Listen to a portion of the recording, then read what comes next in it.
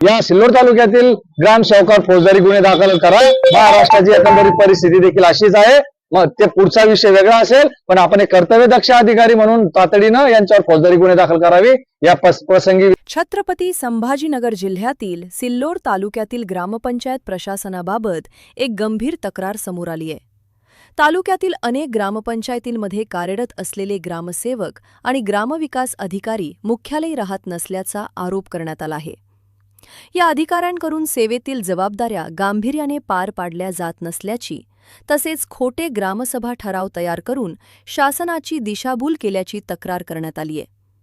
सरपंच आणि ग्रामसेवक यांच्या संगनमताने खोटे ठराव तयार करून घरभाडे भत्ता घेतला जात असल्याचाही आरोप करण्यात आला आहे।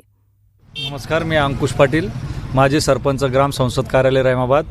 आजचं एक दिवसीय ठिय्या आंदोलन म्हणजे माझं साधारणतः 2023 पासून माननीय गट विकास अधिकारी साहेबांना 5 माझ्या प्रमुख मागण्याचं निवेदन दिलेलं आहे। मात्र अद्यापपर्यंत कोणत्याही प्रकारची शासन स्तरावरून चौकशी झालेली नाही आहे। 5 मागण्यांमध्ये कोणती पहिली मागणी काय आहे? पहिली मागणी अशी आहे की ग्रामसेवक जी मंडळी आहेत त्यांनी 9 सप्टेंबर 2019च्या शासन निर्णयाप्रमाणे ग्रामसभेचा ठराव दिल्याशिवाय त्यांना घरभाडे भत्ता देऊ नये असा शासन निर्णय आहे। परंतु ही मंडळी म्हणजे एकंदरीत सिल्लोड तालुक्यातील 105 ग्रामपंचायतीपैकी कोणताही ग्रामसेवक हा मुख्यालयी राहत नाही। हे तुम्हाला असं म्हणायचं आहे की शासनाकडून भत्ता घेतला जातो पण मात्र गावामध्ये थांबत नाही। प्रत्यक्ष कोणा ठिकाणी असतात नाही? वास्तविक आम्ही जे साधारणतः 40 ग्रामसेवकांचे आम्हाला ग्रामसभेचे ठराव मिळालेले आहे। ते कोणाच्या घरात राहतात, काय राहतात, त्याचे सूचक अनुमोदक कोण, याची सर्वच लेखी अहवाल त्यांनी आमच्याकडे दिलेला आहे। म्हणजे ते सर्रासपणे खोटं बोलत आहेत। आणि ही मंडळी जी आहेत तर यांचं आता मी तुम्हाला थोडक्यात सांगायचं म्हटलं तर यांच्या मुलांचं उज्ज्वल भवितव्यासाठी म्हणजे यांचा मुलगा चांगल्या ठिकाणी शिकला पाहिजेत म्हणून हे शहराच्या ठिकाणी नगरपालिका महापालिकेच्या ठिकाणी वास्तव्यात असतात। कारण की स्वतःच्या मुलाला शिकवण्यासाठी म्हणजे स्थायी शहराच्या ठिकाणी असतात। हो, पण गावाचा विकासासाठी मी तेच सांगतोय ना की यांची मुलं संभाजीनगरला राहतात, कन्नडला राहतात, सिल्लोडला राहतात। कारण की यांना नगरपालिकेच्या सुखसुविधा लागतात, यांना सगळ्या गोष्टी लगेच उपलब्ध लागतात, चांगलं शिक्षण लागतं। आणि ही मुलं यांची मुलं शिकण्यासाठी शहरात राहतात म्हणून हे राहायला शहरात राहतात। आणि विकासाच्या आणि परिवर्तनाच्या गोष्टी शासन हे ग्रामस्तरावर सांगतं आणि त्याचा मुख्य जबाबदारी ग्रामसेवकावर आहे। म्हणजे ग्राम जर सक्षम करायचं असेल, गाव जर सक्षम करायचं असेल तर त्याची पहिली जबाबदारी ग्रामसेवकाची आहे। तोच मुख्यालय राहत नाही, त्याच्या उज्ज्वल भविष्यासाठी, त्याच्या मुलांच्या चांगल्यासाठी, त्याला भौतिक गरजा चांगल्या भेटावासाठी तो शहराला राहतो। आणि गाव ओसाड आहे, आजही ओसाड आहे, 1960पासूनही ओसाड आहे, त्याच्या अगोदरपासूनही ओसाड आहे। निधी विकास हा गोष्टी आपण वारंवार प्रत्येक निवडणुकीला ऐकतो। मग ग्रामपंचायत सचिव हा सरपंचा दबाव असतो, मग सरपंच प्रात्यक्षिक बोलत नाही की त्यांना? मुळात काय आहे की आपल्याकडं 50% महिला राज आहेत। म्हणजे स्थानिक स्वराज्य संस्थेमध्ये महिलांना 50% आरक्षण आहे। आणि जोही सरपंच असतो म्हणजे तो सयाजीराव असतो, त्यांची मिसेस असते, त्याची आई असते, त्याची बहीण असते, वहिनी असत्या आणि कारभार करणारा वेगळाच असतो सयाजीराव। मुळात यांनाही पंचायत राज कळत नाही। आणि हे जे ग्रामसेवकासोबत आज जे संगनमतानं ग्रामसभेचे ठराव दिलेले याच्यावर अध्यक्ष म्हणून सरपंचाच्या सह्या आहे।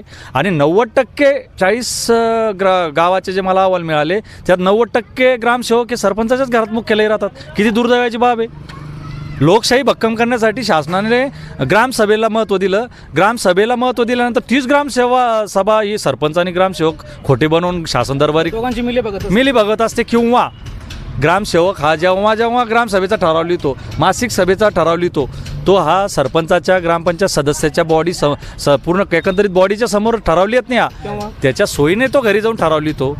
त्याच्यावर आलेल्या प्रेशर म्हटलं तर ग्रामसेवक लिहिला गेला पाहिजे, प्रोसिडिंग वाचले गेलं पाहिजेत। परंतु आपलं इतकं दुर्दैवाची बाब आहे, 105 ग्रामपंचायतीमध्ये एकही ग्रामसेवक हा मुख्यालयी न राहता कोणत्याही ग्रामसभेचा ठराव हा काय म्हणतो आपण वास्तविक ज्या तारखेला ग्रामसभा असते त्या दिवशी वाचूनच दाखवतच नाही। मग चावडीच्या ठिकाणी वाचलं पाहिजेत, दुसऱ्या 8 दिवसानं वाचलं पाहिजे। खरोखर तुम्ही जर कर्तव्यदक्ष असाल तर कशाला शासनाला खोटं बोलताय? आज माझ्या गावातला ग्रामसेवक हा मुख्यालयी राहत नाही, तो मूळ निवासी हा डोंगरगावचा आहे, पण तो वास्तव्यात राहतो सिल्लोडला, त्याचा मोठा व्यवसाय आहे। परंतु दुर्दैव आहे नोकरीला असल्यावर सुद्धा प्राथमिक व्यवसाय हां, मग मुलांच्या नावाने त्यांनी व्यवसाय थाटलेले।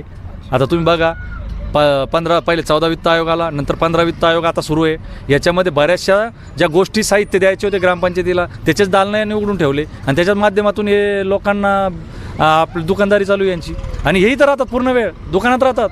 ग्रामसभे एखाद्या जर तातडीनं जर एखादी सही लागत असेल ना ग्रामस्थाला, तर ते सांगतात मीटिंगमध्ये आमका आहे फलाना आहे, कुठंच नसतात. हे यांच्या घरी असतात, हे यांच्या व्यवसायात असतात, नाहीतर हे व्यवस्थित यांच्या कुठंतरी. मग आता काय म्हणायचं, काय मागणी आहे तुमच्या? माझं असं म्हणणं आहे की ग्रामसभेसारखी जो ठराव आहे यांना लाजा वाटल्या पाहिजेत. ग्रामसभेचा ठराव खोटा बनवायचा आणि याच्याकडे दुर्लक्ष गट विकास अधिकारी. मग हे गट यांच्या लक्षात येत नाही का? अहो लक्षात मी काय म्हणतो, 1960 पासनं पंचायत राज व्यवस्था निर्माण झाली 62 पासनं. मग तेव्हापासनं यांनी तेच सांगितलेलं आहे की मुख्यालय राहायचं आणि तिथून जनतेची सेवा करायची.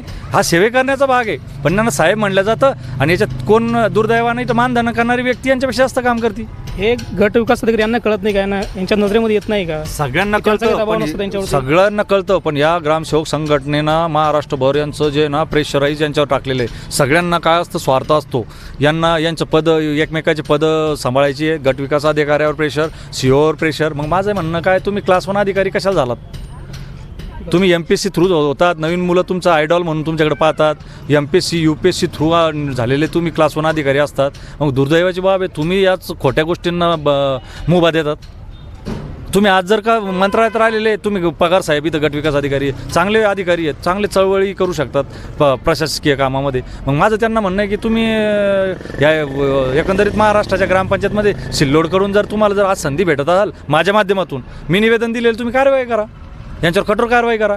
यांच्यापेक्षा मानधनवर संगणक परिचालक जास्त काम करतो, यांच्या आरोग्य सेवकापेक्षा आशा वर्कर जास्त काम करते, यांच्या शिक्षकांपेक्षा आमच्या अंगणवाडीच्या सेविका जास्त काम करतात आणि पूर्ण वेळ मानधनातले लोक गावात उपलब्ध आहे. तुम्ही जर आज संगणक परिचालकाला फोन केला की मला रहिवासी लागतंय, तर तुम्हाला तो रातच्या 12लाही कागदपत्र देईल, पण सही घेण्यासाठी यांच्याकडे यावं लागतं ना. मग ही व्यक्ती महिन्यातून 2 वेळेस येते. मग दुर्दैवाची बाब आहे. कसं सक्षम होईल पंचायत राज? तुम्ही एक दिवसासाठी ठिय्या आंदोलन लावलंय. गट विकास तुमचे बोलणं आलं, काय भेट वगैरे झाली का? गट विकास अधिकाऱ्यांना मी मागं भेटून हे निवेदन दिलेलं आहे. गट विकास अधिकाऱ्यांनी मला सांगितलं की हा विषय व्यापक विषय. मी त्यांना सांगितलं की मला महाराष्ट्राशी घ्यायचंच नाही आहे. माझ्या नजरेसमोर तुम्ही हे ग्रामसभेचे ठराव माझ्याकडे उपलब्ध आहे बघा.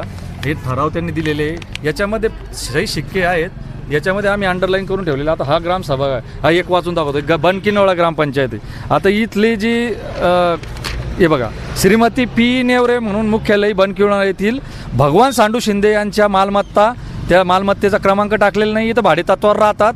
यावर उपस्थिती सविस्तर चर्चा होऊन ठराव सर्वानुमते पास करण्यात आला. ठराव कधीचा आहे? अहो त्या संभाजीनगरहून अपडाऊन करतात.